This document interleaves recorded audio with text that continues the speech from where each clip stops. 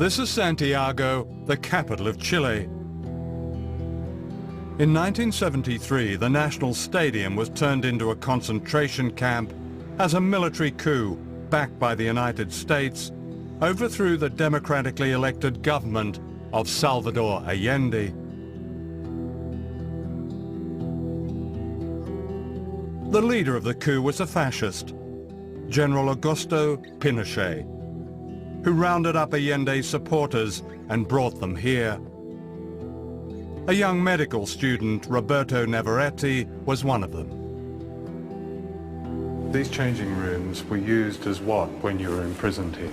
They were used as places where people were kept inside here, 50 or more. You can see that there was actually no room to move around here. Even all these places were full of people sleeping here, and there were no blankets or anything. Even some people actually slept here. There was very little room. When they started to torture you all, yeah, what did they do to you then? The techniques they used were beating you, especially in sort of places where it could become very painful, with a rubber truncheon, and especially the genitals and the soles of the feet, and the arms and various places.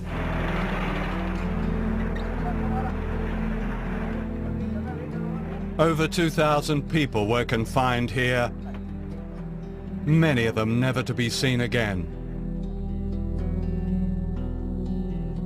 Victor Jara was Chile's greatest balladeer. His songs had celebrated the popular democracy of the government of Salvador Allende. He was taken to the stadium, where he was a source of strength for his fellow prisoners, singing for them until soldiers beat him to the ground and smashed his hands. In his last poem, smuggled out of the stadium, he wrote, "What horror the face of fascism creates! They carry out their plans with knife-like precision. For them, blood equals medals. How hard it is to sing when I must sing of horror, in which silence and screams are the end of my song." After 2 days, they killed him. How old were you? I was 18. 18? Yeah. Oh. Does the fear that you experienced then, is that something that imprints itself on the rest of your life? Yes, but we felt it was part of what we were trying to build in this country. What they were trying to build was a just, equitable democracy that took control of Chile's economy from the United States and its proxies. For the invisible people of Latin America, Chile under Allende became an inspiration. In Washington, President Nixon secretly plotted to destroy the Chilean economy. "We're going to make the economy scream," said Nixon. In Santiago, General Pinochet, America's man, sent in his British-made bombers against the presidential palace. It was September the 11th, 1973, a date that held an infamy and irony 28 years later. My wife and our children were at the house, and they had a marvelous view of these planes winging over and then dipping down and sending their bombs into the Moneda.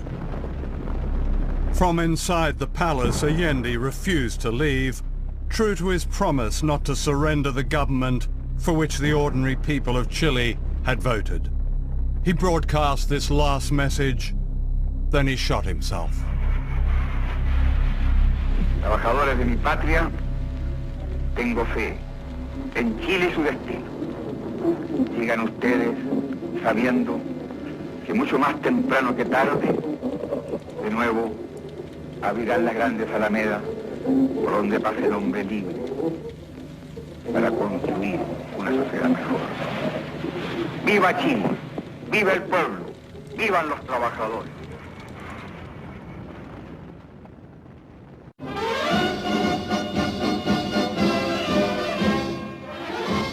With General Pinochet in power, Washington again denied it had destroyed another democracy.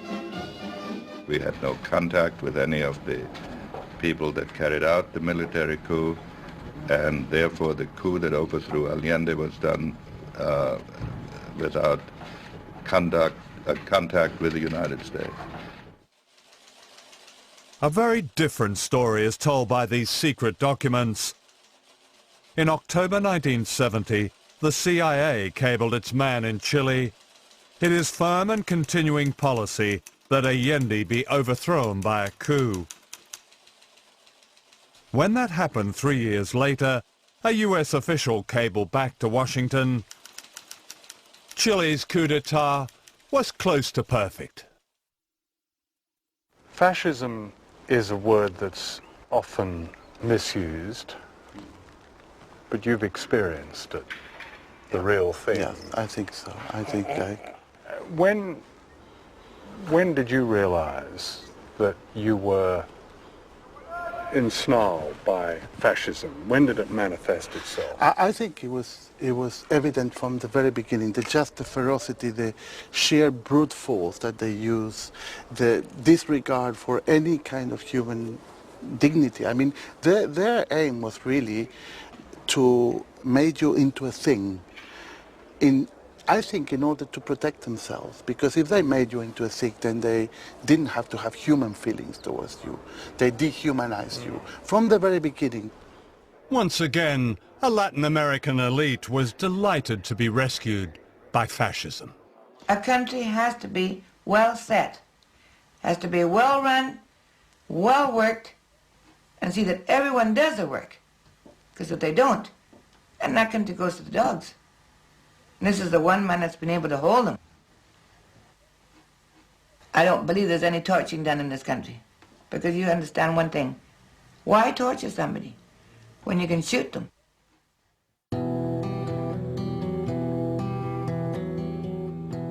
This is where they tortured and killed them. Villa Grimaldi was once a palatial home in a suburb of Santiago. Under Pinochet, it became a place of horror. Today, it's a memorial to its many victims. Sarah DeWitt, then a student activist, was a survivor. What was the date that you were arrested? Do you remember? Oh, yes. I was picked up on the 3rd of April, 1975, 7 o'clock, on the dot. So the junta had been in power for about 18 months.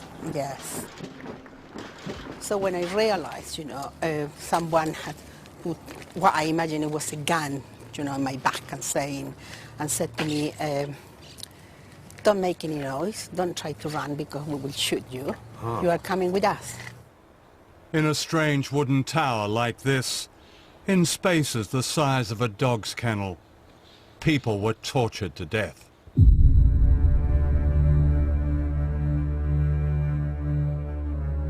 They took me to this room. They were punching me, hitting me, grabbing my nipples, telling me that I was a whore. So they asked me to take off my clothes, and they tied me up. And then they started giving me electricity. Now, the electricity was all the time inside my vagina, in my breast, and then it was going round, round my body, my legs, my arms. And when they did that, they would stop asking me questions, and then touching me everywhere, and shouting, abusing, and then they would go, they continue with electricity.